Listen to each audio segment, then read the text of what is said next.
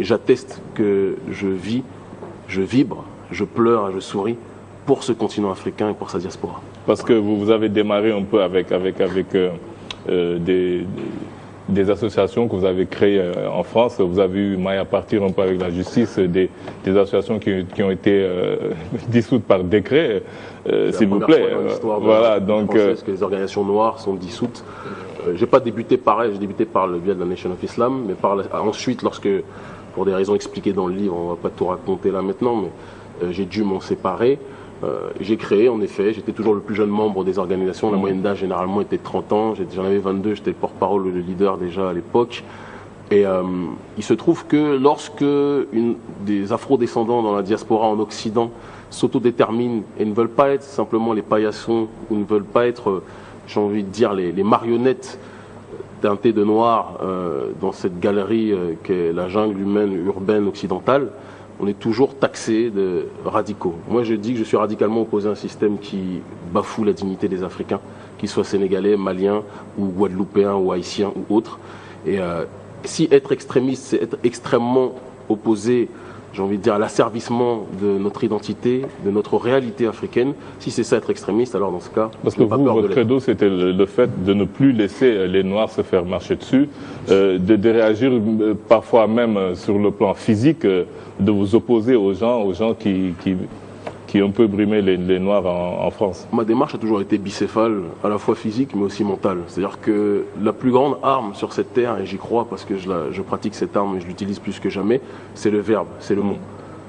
Comme vous le dites, vous, c'était renverser la terreur, en fait, que la peur change de camp. Que la terreur change de camp, parce qu'on est une population qui a été terrorisée. Et ce n'est pas faire de la victimisation que de constater cette réalité. Après, la question, c'est qu'est-ce qu'on fait de cet état de fait, et qui a été terrorisé par le biais de la colonisation, de l'esclavage. On ne va pas ressasser éternellement le passé, parce qu'aujourd'hui, même s'il y a le néocolonialisme qui est présent, il faut aussi qu'on soit capable de regarder notre responsabilité en tant qu'Africains dans la situation que nous vivons. Et nous sommes les premiers responsables de ce qui nous arrive. Et moi, je suis parti du principe, lorsque j'ai commencé à militer, j'ai commencé très tôt, comme vous le dites, j'ai commencé à 17 ans et demi, 18 ans.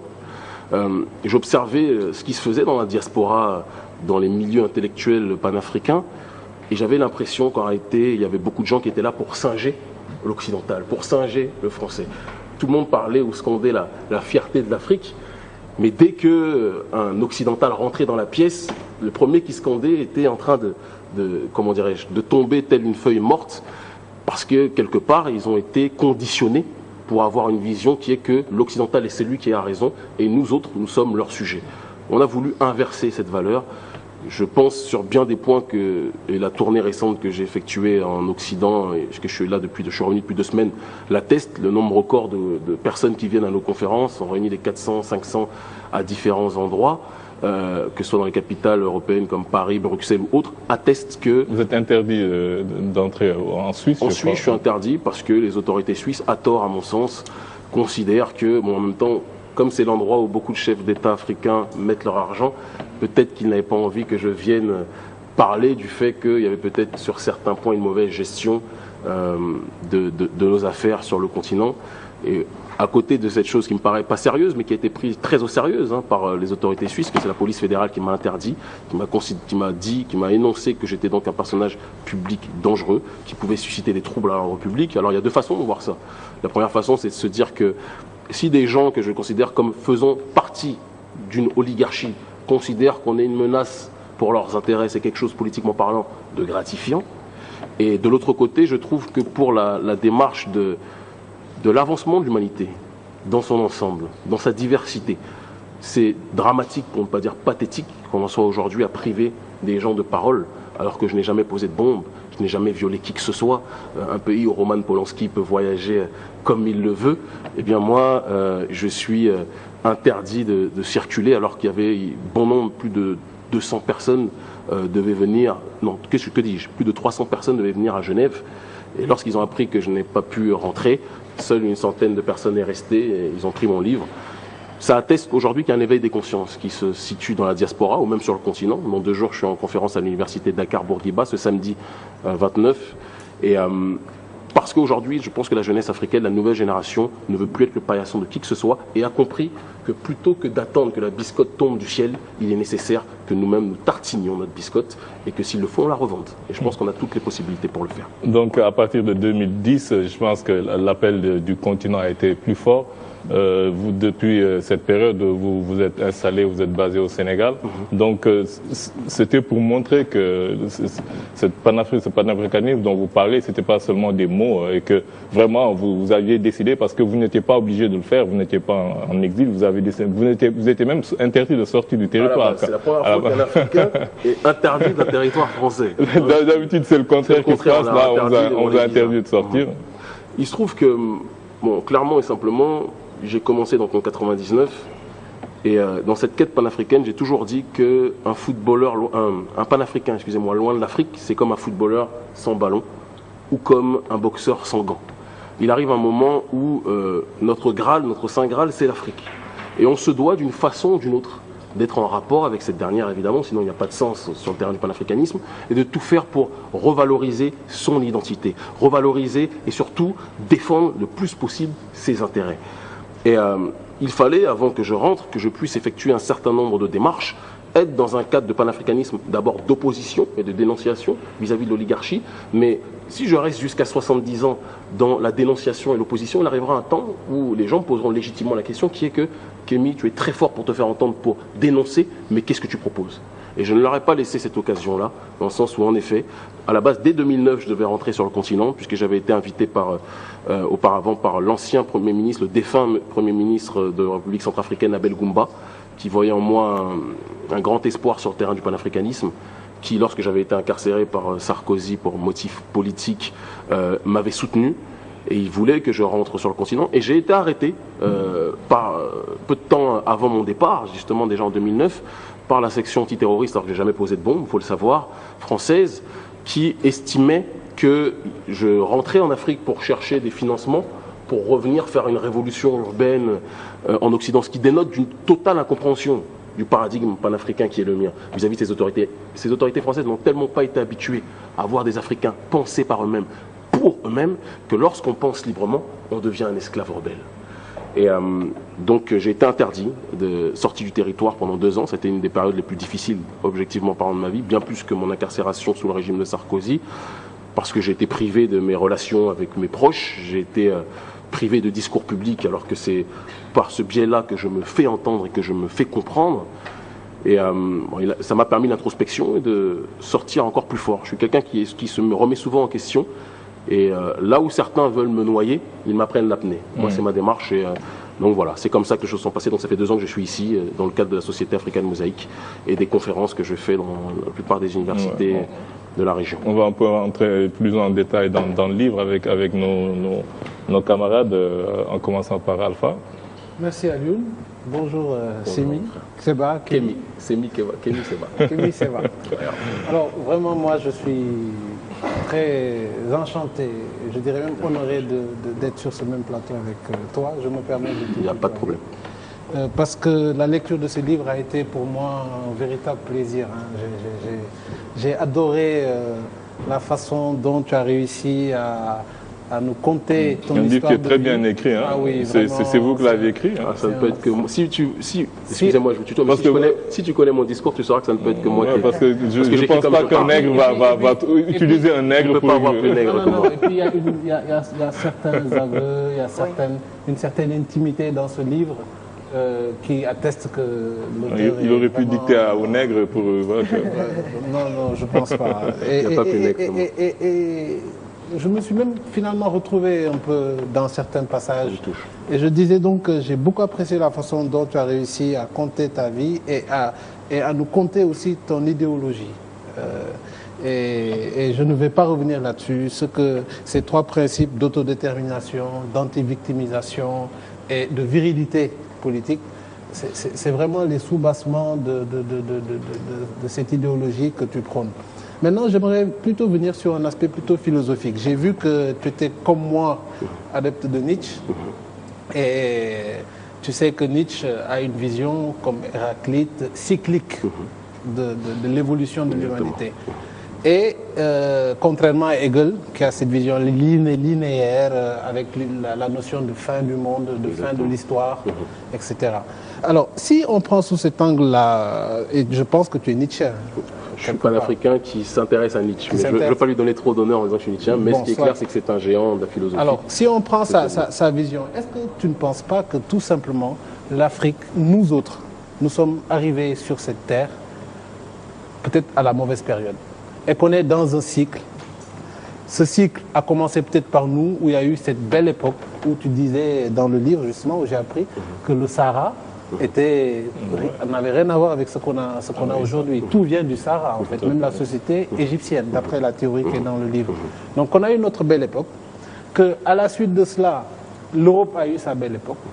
Aujourd'hui, l'Amérique a eu aussi sa belle époque avec les États-Unis, et on est en train d'aller vers la Chine, vers l'Asie. Est-ce que donc, moi qui suis Nietzsche, je vois ça comme un mouvement cyclique. Est-ce qu'on n'est pas dans la mauvaise période du cycle? Et cela induirait le fait que, finalement, tout ce combat-là, c'est un peu utopique. C'est une question. C'est ma première question. D'accord. C'est la première, ok. Alors, clairement et simplement, déjà, je te remercie infiniment de me permettre de tutoyer en retour pour cette question. Moi, je suis quelqu'un, tu me parlais si j'étais Nietzschéen, je me sens en tout cas très proche de quelqu'un comme Muammar al-Kadhafi, d'accord, qui, dans son livre vert, disait que l'Afrique sera appelée, dans ce cycle de l'histoire, tôt ou tard, à retrouver les phares de l'histoire. Je pars du principe que, tu m'as parlé de la Chine tout à l'heure, aujourd'hui c'est vrai que c'est la puissance qui domine, qu'on le veuille ou pas, qui limite quasiment, écrase les autres nations, objectivement. La Chine a dominé à une certaine époque de son histoire aussi, elle a rayonné, elle est revenue, parce qu'elle a su préserver ses valeurs, parce qu'elle a su faire un travail de fond pour dépoussiérer, j'ai envie de dire, les éléments extérieurs qui ont aliéné son paradigme d'antan. Et en étant dans cette démarche constante d'introspection et de rigueur excessive, à tel point qu'aujourd'hui, lorsqu'on parle des Chinois, quand quelqu'un travaille comme un forcené, on dit « tu taffes comme un Chinois », dans la langue argotique un peu dans les banlieues françaises, c'est à force de travail qu'ils ont réussi à être ce qu'ils sont aujourd'hui. Et je pars du principe, pour répondre à ta question, que sur ce point-là, je ne suis pas nietzschéen au sens que je crois que la vie est un cercle en effet, et que ce qui a commencé par le point A reviendra d'une façon ou d'une autre au point A. Nous étions le berceau de l'humanité. Nous sommes en train, et certains voudraient, non africains ou africains, se comportent pour que nous devenions le tombeau de l'humanité. Moi, je crois que ce terrain qu'est l'Afrique regorge de vie, regorge d'énergie. Partout où je vais, j'ai l'impression que je suis sur un paradis. Pour certains ont l'impression d'être en enfer lorsqu'ils sont en Afrique. Mais pour avoir voyagé partout en Amérique, en Occident, à différents endroits, je sais que ce terrain regorge de richesses exceptionnelles. Et les oligarques le savent aussi. Et c'est pour ça qu'ils viennent chez nous. C'est pour ça, tout à l'heure on entendait parler de la venue de son Excellence Barack Obama. S'il vient, il ne vient pas pour les beaux yeux que son Excellence Macky Sall me pardonne, mais il ne vient pas pour les beaux yeux, qui sont certainement très beaux, mais pour les beaux yeux de Macky Sall. Il vient pour instaurer un système économico-politique qui s'appelle l'Africom, et qui, dans cette démarche oligarchique, pourra permettre de reprendre un certain nombre de richesses pour les Américains en échange de contrats pour, justement, les chefs d'État africains. C'est une réalité. Donc, dans ce sens-là, tout le monde sait en réalité que l'Afrique est l'avenir du monde. C'est pour ça que tout le monde vient se servir ici. Mais nous, on nous fait croire qu'on est dans un cimetière et on nous dit partez, allez être les immigrés, les éternels sans-papiers, allez être le punching ball de la mondialisation un peu partout où vous serez installés. Ça ne sert à rien, il n'y a rien ici. Mais eux tous viennent. Et il y a un moment où je pense que l'Africain doit se poser la question de savoir comment se fait-il que des pays soi-disant sous-développés attirent, j'ai envie de dire, les venus de toutes les superpuissances mondiales qui, si elles ne viennent pas en grande pompe, comme c'est le cas de M. Barack Obama, le président noir de la Maison-Blanche, sont quand même dans une démarche structurelle d'installer un certain nombre d'ONG ou d'infrastructures qui permettent de ravitailler un certain nombre de richesses pour eux. C'est une question de fond qu'on doit se poser. Justement, c'est exactement ça. Ça me permet de faire la transition. Tu as pris l'exemple de la Chine. Et comme tu le dis très bien, ils ont su conserver une certaine la quintessence de leur culture. Exactement. Pour pouvoir rebondir avec l'avantage démographique qu'ils ont et qui est quand même assez impressionnant. Mais nous, en échange, qu'est-ce qu'on constate? Et tu fais très bien le constat. Tu vois bien qu'aujourd'hui, on est dans une société qui tombe totalement en déliquescence. On est, pour reprendre un peu la philosophie Nietzsche, on est dans du nihilisme passif. Totalement, c'est vrai. On est dans un nihilisme totalement passif. Est-ce qu'il ne faudrait pas... Alors, si je veux continuer ta philosophie jusqu'au bout, il faut qu'on aille jusqu'à un nihilisme actif qui va mener à une forme d'anarchie pour un recommencement total. Quand tu parles de cela, ce qui est valable dans ta bouche, qu'on sera considéré comme dangereux dans la mienne, par peut-être d'autres personnes qui vont regarder l'émission, que sur Internet ou ailleurs, lorsqu'elle sera diffusée. Pourquoi? Parce que quand tu parles de ce nihilisme actif, je ne veux pas larguer les personnes qui ne sont pas intéressées par Nietzsche, il y en a qui regardent l'émission, il faut qu'on essaie d'être le plus accessible possible, mais l'anarchie, mais en réalité une anarchie paradoxalement de construction, une anarchie, c'est-à-dire être en dehors d'un système, d'un précaré qui a été dessiné par des gens qui ne sont là en réalité pour que la population africaine soit décimée in fine.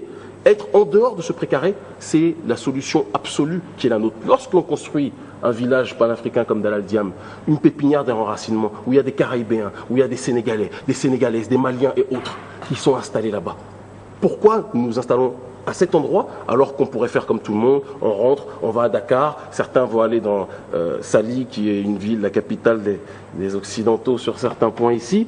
Pourquoi se comportons de cette façon? Parce qu'on part du principe qu'on ne peut plus rien attendre. Moi, à titre personnel, je le dis, Macky Sall est un président qui essaye de faire son travail. Mais c'est le président, c'est un administrateur. Comme son nom l'indique, il est à la tête d'une entreprise. L'entreprise, c'est le Sénégal. La société sénégalaise est en déliquescence, mais les richesses naturelles sont en effervescence. Et c'est justement sur ce complexe-là que nous devons travailler, que la société civile, qui est en réalité le véritable messie ou bourreau, excusez-moi, de sa propre destinée, c'est la société civile qui décidera de ce qu'elle veut être demain. Et c'est pour ça que je crois, plus que jamais, que lorsque tu parles de cette anarchie, une anarchie en réalité constructive, une anarchie parce que qui est anarchiste, celui qui est en dehors du précaré. En réalité, c'est cela. On a tendance à donner une étiquette, structurellement parlant, erronée de la notion d'anarchie. Moi, les autorités françaises, Sarkozy me disait que j'étais un anarchiste congénital, extrémiste noir et tout ce qui s'ensuit. Bon, venant de monsieur Napoléon de Nagui Boksa, c'est quelque chose que je prends comme un compliment. Mais je pars du principe que ce qu'on appelle anarchie, ce qu'ils appellent anarchie est en réalité l'essence même de la vie. Et lorsque Nietzsche parlait justement de ce nihilisme-là, c'est le sens naturel de la vie. La force se doit non pas d'être régulée de manière excessive, mais d'être orientée vers la bonne direction. De toute façon, ce qui doit arriver à destination arrivera à destination. Le futur de l'Afrique, c'est nous. Moi, j'y crois profondément. Hommes, en s'appuyant sur les femmes qui sont le pilier de notre civilisation. Je dis, si tu es dans une quête, si tu crées ton village et que tu es dans ce village, tu es peut-être dans une quête individuelle. Non. Dans une quête, je dirais peut-être d'épanouissement individuel. Mais si tu ne vas pas prendre le pouvoir et considérer cette anarchie qui est à côté, rentrer dans le précaré et prendre le pouvoir, est-ce que tu n'es pas dans une démarche utopique? Parce qu'aujourd'hui, comme tu l'as si bien signalé, le problème, c'est le problème des élites. Et depuis la colonisation jusqu'à aujourd'hui, on a des élites qui nous maintiennent dans ce précaré-là. C'est là où je ne suis pas d'accord avec toi, mon frère. Et je vais te dire pourquoi. Déjà, c'est important la question que tu poses. Le village panafricain en question. Si on devait être dans une histoire, je te le dis comme je le pense, de paradis, d'être dans le bien-être, je ne serais pas, parce que vous savez que c'est une rupture extraordinaire pour celui qui a vécu dans l'opulence, parce que malheureusement, qu'on le veuille ou pas, c'est l'opulence. On peut critiquer tout ce qu'on veut en Occident, mais c'est l'opulence là-bas. Il y a du goudron partout, par exemple. On a la possibilité d'aller à différents endroits. Il y a des activités qui sont beaucoup plus complexes de trouver ici. D'accord? Je suis ici par choix. Le village panafricain dont nous parlons est un village communautaire. Un village non pas construit, d'ailleurs il est construit, c'est plus un projet, il est viable, il est construit, on a simplement besoin d'avoir plus de force, comme justement l'aîné qui était à mes côtés tout à l'heure l'énonçait. Maintenant on part du principe, de fond, sur lequel je pense il est nécessaire que nous tous nous réfléchissions, qui est que pendant trop longtemps on s'est dit que le problème venait des élites. Et donc notre simple démarche, notre seul combat était de bouger l'élite en place, en espérant que l'autre fasse mieux. Et qu'est-ce qui s'est passé? Depuis les indépendances, on a quand même l'illustration parfaite qu'on le veuille ou pas. Ils avaient tous les plus grandes intentions. Tous voulaient faire des pays africains des pays exceptionnels. On se retrouve dans ces situations aujourd'hui où nous sommes toujours les co-contractants de l'oligarchie. Et c'est juste si tu parles. Pour le Sénégal, c'est pas vrai. Pour le Sénégal, nous, on a eu 3 présidents, et tu l'as dit très bien dans ton livre, avec Senghor notamment, qui n'ont jamais remis en question la dépendance vis-à-vis de la France. Tu as dit quelque chose d'important. Mais Senghor, il faut prendre le pré-Senghor, le Senghor avant son mandat présidentiel et le Senghor président. Tu verras qu'il y a une différence de fond entre les deux. Le Senghor d'avant, dans ses rencontres avec Aimé Césaire, dans ses rencontres avec celui qui est l'homme que je préfère en réalité, mais qui est le moins connu des 3 de la négritude, qui est Léon Gontran-Damas, qui était un génie verbal dont je me suis beaucoup inspiré et que j'ai énormément étudié lorsque j'étais dans la rue, à une certaine époque, eux tous avaient une vision de base qui était d'être en rupture avec l'ordre établi. Mais lorsqu'ils sont arrivés dans une entreprise qui n'est pas la leur, où ils sont simplement, quand on dit ministre en latin, tout à l'heure vous parliez du ministre par rapport au président, ministre en latin, j'adore l'étymologie, ministère c'est serviteur. Ce sont des serviteurs d'une suprapuissance qui est au-dessus de nous, dans laquelle le Sénégal n'est rien d'autre qu'une entreprise. Et moi je pars du principe qu'un pays fonctionne avec 2 facettes. Le sommet, et comme le disait tout à l'heure le frère, la base. Tant que la base attendra que tout vienne du sommet, rien ne se passera. Tant que la base pensera qu'il suffit simplement de changer le petit bout pointu, le sommet émergé de l'iceberg, rien ne se fera. Mais si la société civile comprend qu'en réalité de sa réalité, de sa compréhension de la société, dépend le futur, non pas simplement de notre contrée, mais le futur même de l'humanité, les choses changeront. Et ça, ce n'est pas, juste que je termine, ce n'est pas l'utopie dans le sens où, pour revenir à cette notion de village, le but n'est pas de faire, je te le dis comme je le pense, n'est pas de faire un seul village, un éco-village à Daladiam, à côté de Tiafoura au Sénégal. Le but est d'avoir le plus possible d'éco-villages panafricains. On parlait d'altermondialisme. Moi, je me situe même dans une dimension anti-mondialiste parce que j'ai l'autre facette, malheureusement, de cet altermondialisme humaniste qu'on vous présente ici. Moi, je vois la négrophobie qui existe à bien des endroits chez ces prétendus antifascistes et ces prétendus amis de l'humanité. Ce sont des gens qui sont tout aussi paternalistes, ils ont simplement changé d'étiquette. Et moi, ma démarche de fond, et notre démarche, elle est qu'il faut qu'on soit capable de proposer, on critique l'Union africaine aujourd'hui, l'Union africaine, ces gens-là sont des entrepreneurs, c'est comme ça que moi je les considère, qui essaient de faire à leur façon ce qu'ils estiment être le meilleur pour l'avenir du continent. Et de l'autre côté, il doit y avoir l'Union africaine des peuples, où la société civile commence à travailler sa terre elle-même, où la société civile n'attend plus que les autres. Merci beaucoup. Voilà. Tu dis la société civile. Tu supposes derrière qu'il y a une notion de citoyenneté qui est déjà là, une notion de prise de conscience que les gens ont. Or, mais tu le sais très bien, depuis quelques années tu vis au Sénégal, mais tu sais qu'on est dans une situation où on a un peuple grégaire. On a un peuple, tous ceux qui développent ces idées innovatrices telles que les éco-villages et tout, mais c'est une crème de l'élite. Aujourd'hui, comment veux-tu, et on a eu ce débat-là il y a quelques émissions, comment veux-tu que quelqu'un qui n'a aucune notion de citoyenneté, quelqu'un qui est dans une logique de survie par tous les moyens, qui a perdu toutes ses valeurs, tous ses repères, et ça, ce n'est pas seulement une situation individuelle, c'est une situation collective que l'on vit au Sénégal. Mais comment il peut y avoir une prise de conscience collective d'un peuple malade? Il peut y avoir une prise de conscience collective. Il faut bien que ce soit mené par une élite. Si je puis me permettre, et toi, tu fais partie de cette élite. Si je puis me permettre de terminer, tu vas comprendre une chose très rapidement, qui est que... Tu es d'accord que tu es une élite? Cela dépend pour qui. Si on regarde bien que ton parcours, ton niveau de connaissance... On verra à la fin, c'est à la fin du bal qu'on paye les musiciens et qu'on décernera les diplômes. J'aime pas trop les titres qu'on nous donne aujourd'hui. Je suis un homme de la rue qui se fait de plus en plus entendre par d'autres personnes dans cette rue. Mais je pars du principe, tu poses un vrai problème, mais sur lequel peut-être la conclusion n'est pas la mienne. Qui est que je fréquente énormément de Sénégalais, mais aussi d'Ivoiriens, mais aussi d'Antillais, de Caraïbéens lorsque je suis dans la diaspora. Et pour revenir sur le centre qui est ici, le centre de gravité de notre réalité, le panafricanisme d'aujourd'hui, lorsqu'on parle du panafricanisme du XXIe siècle, ce doit être un panafricanisme, comme je le disais tout à l'heure, non plus d'opposition mais de proposition. Tu parles du fait que certaines personnes ne se sentent pas citoyennes. Ne sont même pas citoyennes. Après, ils n'ont pas conscience qu'ils le sont. Il y a une différence en ne pas être conscient. Non, juste que je termine, si tu permets que je termine. Il y a une différence entre être conscient de quelque chose et ne pas l'être tout court. Il y a un schéma de société qui leur est proposé, mais beaucoup n'ont pas accès à la connaissance de cette réalité. Mais je pars du principe qui est qu'il faut que les gens qui diffusent cette notion de citoyenneté prennent aussi leurs responsabilités. Quand je vais dans les universités, quand je fais le tour des universités pour faire mes conférences sur ce panafricanisme de construction, je suis confronté à des frères, à des jeunes frères qui, avant de m'entendre parler, ils sont soulagés lorsqu'ils m'entendent parler après, mais avant de m'entendre parler, se disent oui, mais ça fait des années qu'ils entendent parler de panafricanisme, mais quelles sont les opportunités? Et ils ont raison. Le problème est que ce qu'on appelle les prétendues élites n'ont jamais été dans une démarche de proposer de manière concrète, pragmatique, structurelle, des réponses qui permettent justement à ces populations délaissées de préférer l'enfer justement du prétendu paradis de l'Occident. Ils préfèrent être dans l'exode. En parlant d'élite, je pense que vous avez été, il a été conseiller du ministre Lamine Faye qu'on a eu à recevoir ici, qui a fait un échange très intéressant avec notre ami Tunkara. Donc, vous avez eu à côtoyer l'élite. J'ai vu et je suis parti. Je te le dis comme je le pense, parce que quand je vois en tout cas cette facette de l'élite, il ne représente pas toute l'élite. Je ne pense pas que quelqu'un comme Macky Sall puisse être comparé à ce personnage-là.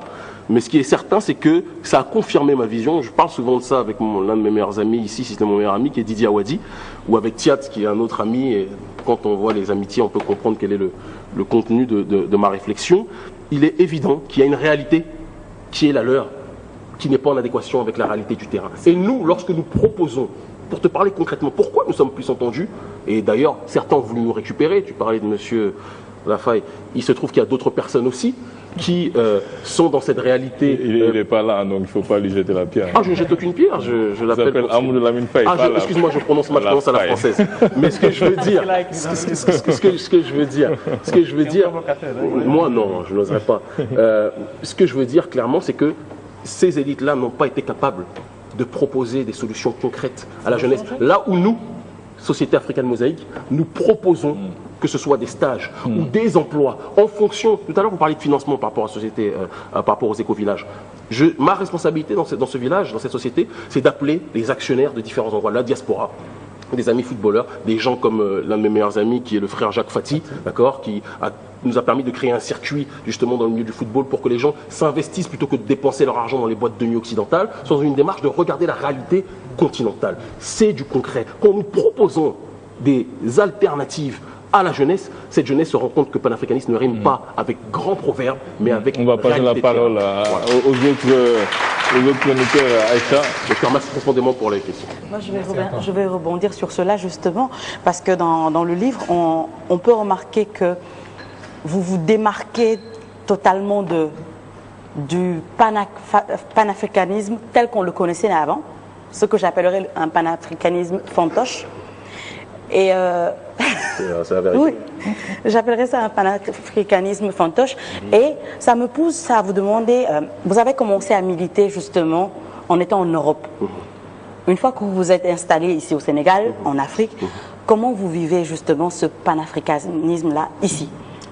Je pense que c'est la question centrale même de mon combat et je vous remercie profondément, je ne sais pas si je dois vous tutoyer ou vous voyez, de cette question.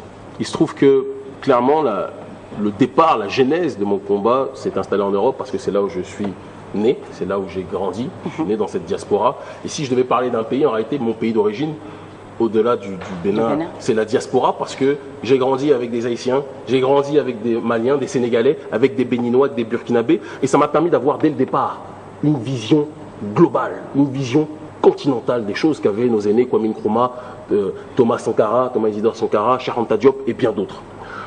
En arrivant ici, j'étais persuadé que j'allais venir dans une société où j'allais devoir insister sur ce schéma du panafricanisme de base pour justement présenter mon panafricanisme nouveau. Je me suis rendu compte que le panafricanisme était inséré ici, à outrance, mais je vais aller même plus loin, était parfois utilisé à mauvais escient, dans le sens où, qu'on le veuille ou pas, aujourd'hui, un certain nombre d'infrastructures qui sont financées par des gens qui ne sont pas nos amis prennent le nom panafricain, alors qu'en Occident, dans la diaspora, lorsqu'on parle du panafricanisme, c'est une notion méritoire, c'est une notion qui permet justement d'être dans le dépassement, d'être dans la défense réelle du continent africain. Et en étant confronté à cette vision archaïque du panafricanisme, qui n'est même pas celle de nos aînés, parce que nos aînés avaient une vision qu'ils n'ont pas pu forcément prolonger, d'accord, pour différentes raisons qu'on pourrait expliquer si on avait plus de temps. Il se trouve que, en étant dans ce schéma de société, j'ai compris que, à partir du moment où on est capable d'illustrer, de matérialiser, d'expliquer dans le fond des choses. Parce que moi, mon public principal, c'est la jeunesse, soit de la rue ou la jeunesse universitaire. D'expliquer, et je passe sur le terrain de la rue, je passe par le hip-hop, qui est aujourd'hui, qu'on le veuille ou pas, un vecteur extraordinaire de communication, pour parler avec ceux qui ne sont pas dans la sphère universitaire. Ceux qui sont dans la sphère universitaire, le langage va être tout autre, mais sera toujours avec le même fond. Pointer du doigt les véritables problèmes auxquels nous sommes confrontés. Parce que quand on parle du panafricanisme d'antan, le vrai problème, la vraie différence de base, elle est de la logique matricielle. Le panafricanisme d'antan, son problème principal était le colonialisme. Ouais. Notre panafricanisme d'aujourd'hui, notre problème n'est plus ce qu'on pourrait appeler le colonialisme, c'est le mondialisme, qui est en réalité la branche ultime de ce colonialisme. Ouais. Et si on n'est pas capable d'expliquer qui sont les maîtres de l'implantation, on aura beau vouloir s'échapper, on va toujours rentrer dans la chambre de celui qui, au final, nous a au départ enfermés. Et mon travail est un travail de vulgarisation et de construction. Construction, offre, création d'emplois, proposition de marché pour que les nôtres puissent se retrouver dans une société où ils peuvent être actifs, et de l'autre côté, être dans une logique aussi de dire des choses qui ne sont pas forcément bonnes à entendre.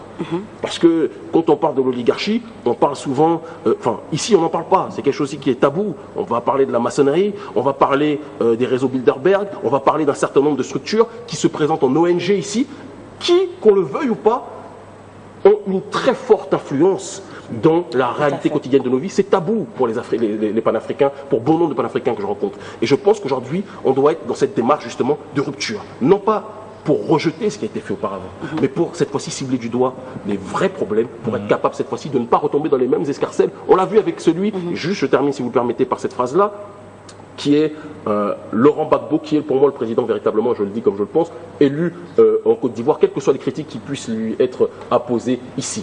Quand je vois qu'il est à l'heure actuelle à La Haye et que... Comment ça, le président élu et le président Ouattara? Le président Alassane Dramane Ouattara, je le dis comme je le pense, a été favorisé à bien des égards. Moi, j'ai l'occasion de voyager notamment en Côte d'Ivoire. J'ai l'occasion de connaître bon nombre de militants ivoiriens, des deux camps. Tout le monde sait aujourd'hui, ça serait très difficile d'expliquer de manière complexe la réalité des soubassements de cette élection. Mais ce qui est certain, c'est que Alassane Dramane Ouattara, qui est un haut fonctionnaire, qui est un grand représentant depuis un certain temps de l'oligarchie, déjà à l'époque de M. Houphouët-Boigny, où il était ministre, Premier ministre, puis par la suite, lorsqu'il a été, j'ai envie de dire, un supragérant des infrastructures continentales africaines, cet individu était l'homme, le chosen one, j'ai envie de dire, de l'oligarchie, bien longtemps avant son élection et avant son érection politique, pour dire les choses telles qu'elles sont. Mais Laurent Gbagbo, lui-même, qui, à bien des égards, qu'on le veuille ou pas, était panafricain, malgré qu'il ait pu effectuer des excès. Je sais qu'ici, Laurent Gbagbo est très mal vu. C'est quelque chose que j'ai pu constater dans les universités, mais ça ne va pas empêcher de dire quand même les choses telles que je pense.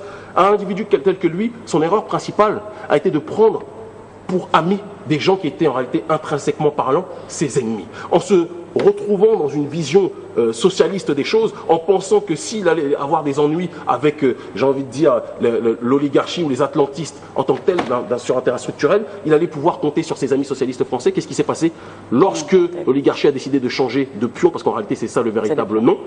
Il s'est retrouvé avec des gens qui étaient soi-disant ses meilleurs amis et qui l'ont jeté en pâture. Et aujourd'hui, cet aîné se retrouve à La Haye. Je tenais à dénoncer ça ce soir. C'est une réalité, tout comme Muammar al-Kadhafi, qui sont les deux derniers, pour moi, panafricains, qu'on peut critiquer. On peut dire tout ce qu'on veut. Il n'y a pas de saint sur cette terre. Mon livre en est l'illustration. Il n'y a pas de saint. Mais on essaie tous d'aller de l'avant. Et il se trouve que quelqu'un comme Muammar al-Kadhafi, là aussi, n'a pas mesuré quel était le niveau de la bête qu'il avait en face de lui, à tel point qu'il a été dans une démarche de financer des gens qui l'ont exécuté par la suite. Et c'est pour ça que quand on parle de supranégritude, quand on dit autodétermination, on ne veut pas être extra-déterminé ou déterminé par autrui. On veut être déterminé par nous-mêmes et compter sur nous-mêmes. Vraiment le plaisir et la liberté de te dire que moi je suis complètement en phase avec tes idées. Et je reste aussi sur le registre du tutoiement. Pareil, parce qu'on le sent et on essaie de sortir ce qu'on ressent. C'est ça qu'on sent. Complètement en phase. Pourquoi complètement en phase? Parce que nous sommes africains, nous sommes jeunes africains et une démarche comme celle-ci réveille en nous un déclic, quoi. D'accord? Pour certains. Parce que personnellement, pour moi, je veux dire, ce déclic-là, il a été opéré depuis très longtemps. Ça je vous l'affirme. Alors, c'est quoi l'Afrique? L'Afrique, j'ai eu à le dire ici sur ce plateau, dans un certain contexte, c'est ce continent-là qui a été, de toute l'histoire du monde, le plus marginalisé, qui a été le plus piétiné. Vous utilisez le paillasson. D'accord? Vous dites qu'il faut qu'on arrête d'être des paillassons. Donc vous allez un petit peu plus loin, mais mais de toutes les manières, les symboles et les images sont là et ils sont très très forts. Vraiment, le continent qui a été le plus agressé, d'accord, depuis l'aube du temps jusqu'à aujourd'hui. On ne va pas revenir sur la colonisation, ni sur l'esclavage avant, etc. Et pourtant, cette Afrique-là, aujourd'hui, tient debout encore. L'Afrique tient debout. Et ça, il faut qu'on ait le courage de le dire, de le reconnaître par nous-mêmes, de le dire et de le valoriser. L'Afrique, comme je l'ai dit tantôt, je ne vois pas d'autre peuple qui a été aussi agressé qu'elle. Les Indiens ont disparu pour voilà. ça. Mais bien entendu. Aujourd'hui, l'Afrique tient encore, grâce peut-être à des personnes comme vous, même si je sais que par modestie... Tu vous vois. Bon, l'un dans l'autre, ça ira. Alors, et également comme d'autres qui le ressentent et qui peuvent également aller dans le sens de ce combat-là. Aujourd'hui encore, je le dis, et nous le savons tous, cette domination-là sur le continent persiste, quoi. Elle persiste, tant au plan médiatique, tant au plan économique, culturel même, etc. Nous continuons d'être agressés et d'être victimes. Donc quand tu dis autodétermination, anti-victimisation, c'est vraiment les clés pour moi de la solution. D'autant plus qu'on le sait, je l'ai également évoqué à certaines occasions, avant que ces gens-là ne soient venus nous agresser, nous investir, etc. Mais nous avions des modèles de développement figés.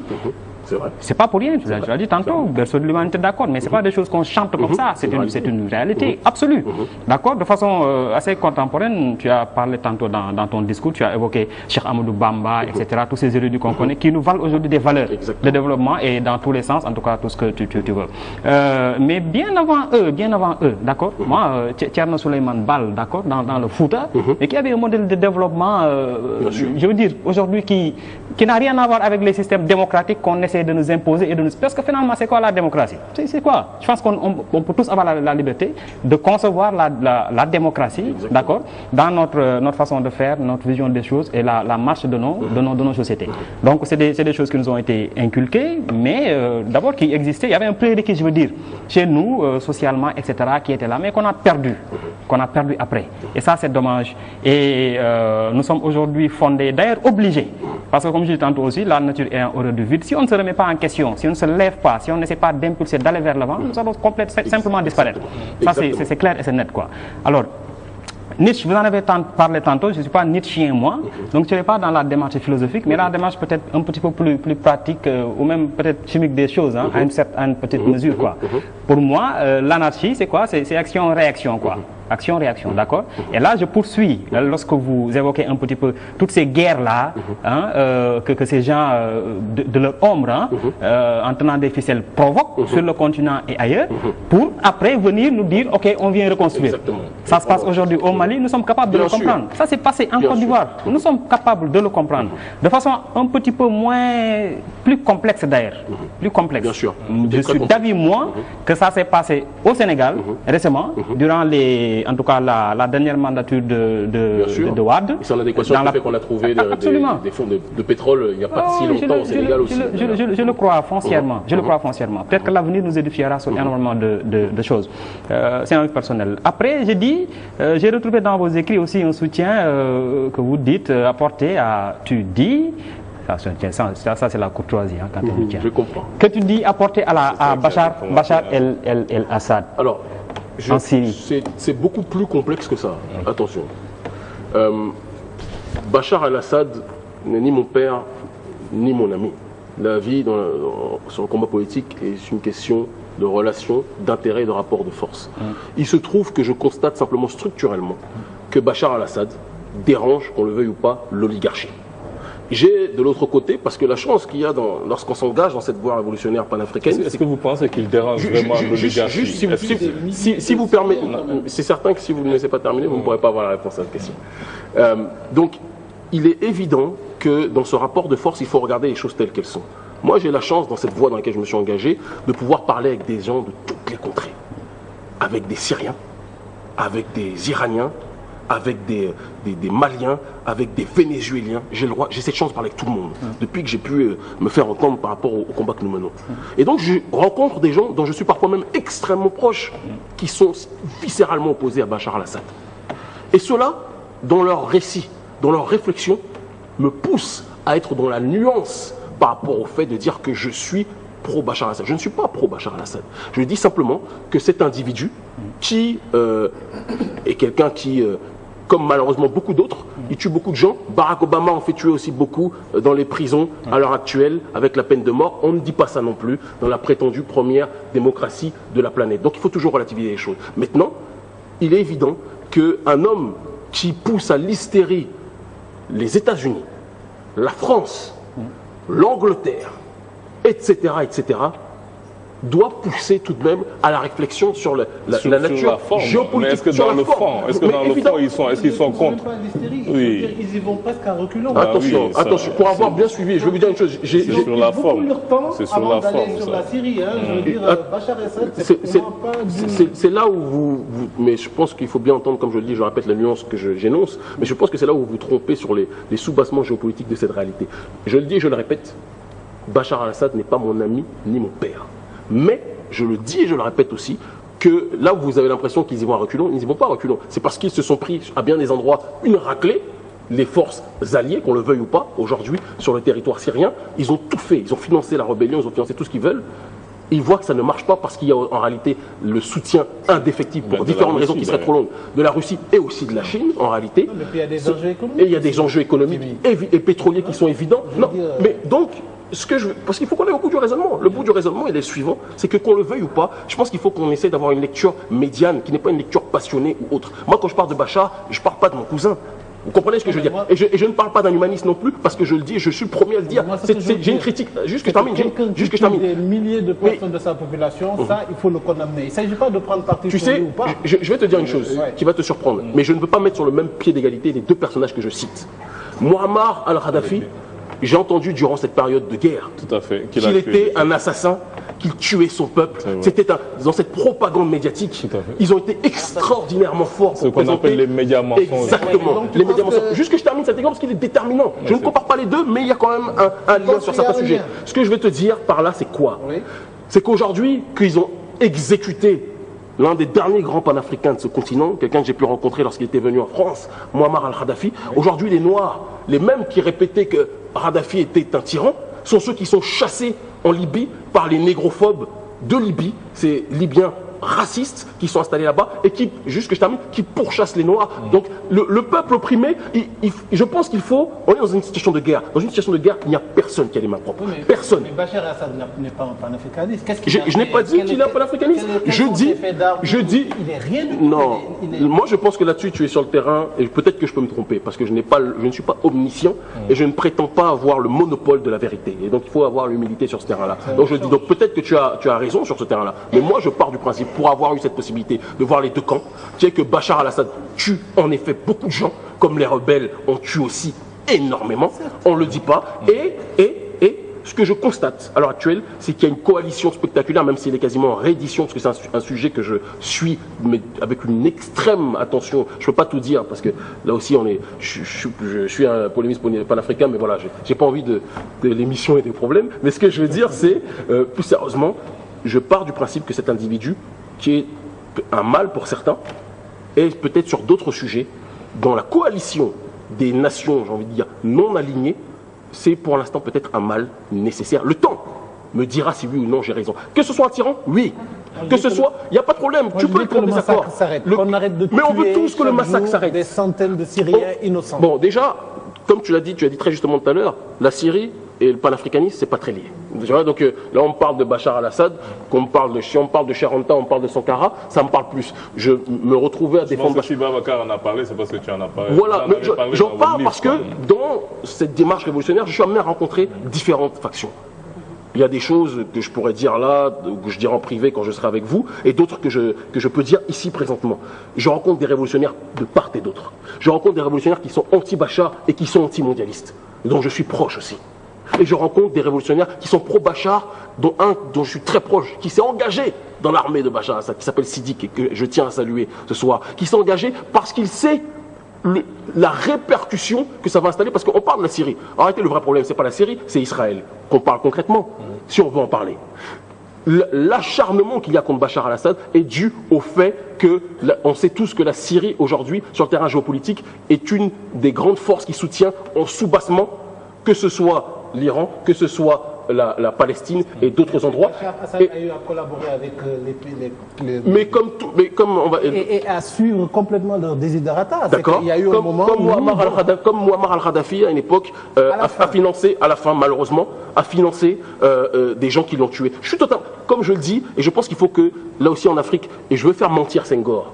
On est dans l'anniversaire de la mort de Césaire, ou en tout cas l'anniversaire de son œuvre, son centenaire, qu'on parle clairement et simplement.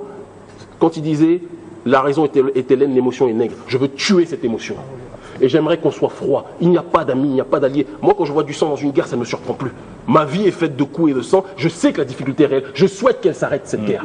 Parce que j'ai vu, mon ami. Parce que j'ai vu, et en tout cas clairement, moi je sais que les Israéliens, je terminerai par là, j'espère que je... Non, t'inquiète pas, je ne vais pas trop en dire, mais disons que, voilà, Israël a un projet, et tous les anticolonialistes de la Terre devraient avoir un projet qui est tout autre. Moi, c'est sur cette simple ligne de pensée et d'action que je me situe. Mais je ne suis pas un Bachar al-Olâtre, et je vais même aller plus loin, je ne suis pas un syriolâtre, pour la simple raison que je ne suis même pas sûr que les Noirs sont extrêmement appréciés là-bas, si on doit parler simplement. Mais on doit parler avec rationalité et parler, quand on se situe sur le dôme de l'anticolonialisme, de quelle est cette force prédatrice qui veut mettre les uns les autres, les pions les uns les autres, etc. et chasser ceux qui ne leur servent plus. Justement, comme tu le disais, peut-être qu'il y servait auparavant, mais il ne leur sert plus maintenant. Gbagbo, à un certain moment, le président Laurent Gbagbo a suivi, a collaboré, a fait un certain nombre de choses. Oui, non, mais je le dis. Mais il n'en demeure pas moins qu'entre lui, il y a toujours la politique du moins pire, c'est la réelle politique, c'est une réalité. Entre lui et M. Ouattara et sa dame israélienne, qui est une grande amie de cette région du monde, je pars du principe que je me sens plus proche de l'homme qui a la haie, je le dis froidement, même si ça peut choquer un certain nombre de gens. Je pense que... Juste pour terminer, parce que sinon on ne va pas s'en sortir. Hein. Je pense qu'on va pas s'en sortir. On aura d'autres occasions de parler, on va faire une pause sur ça parce que sinon on n'aura vraiment pas le temps. Et il y a voilà, c'est passionnant. Là, il y a les dames de Diotelli qui attendent. Voilà, Alpha a pris ton temps. Les dames de Diotelli qui attendent. Donc nous avons été très heureux de vous avoir sur ce plateau, vraiment. On aura certainement l'occasion de revenir encore sur ça du moment que vous êtes au Sénégal. Donc nous allons terminer cette émission avec Diotelli. Je peux juste préciser que je suis en conférence ce samedi à l'université Dakar-Bourguiba à 15h, donc auprès des jeunes étudiants de l'université Dakar-Bourguiba, et tout le public est accepté. S'il y a des places, ils seront accueillis. Voilà. On parlait de la négritude face aux enjeux du mondialisme. D'accord. Donc je rappelle que votre livre, il est vendu ou il est dans toutes les bonnes librairies? Il y a un dépôt qui est à Mbao. D'accord. Et toutes les personnes qui veulent obtenir ce livre peuvent rentrer en contact avec nous par le biais, aujourd'hui, Internet c'est notre vecteur de communication principal, d'accord, en envoyant un mail, comme une trentaine de personnes l'ont déjà fait depuis qu'on est arrivé, et on espère que ça va continuer, voilà. Donc c'est supra-négritude, autodétermination, anti-victimisation, virilité du peuple. Voilà. Préfacé par Grégoire Biogo. Voilà, qui est un philosophe gabonais que j'aime profondément. Donc nous allons terminer cette émission avec Diotelli Group.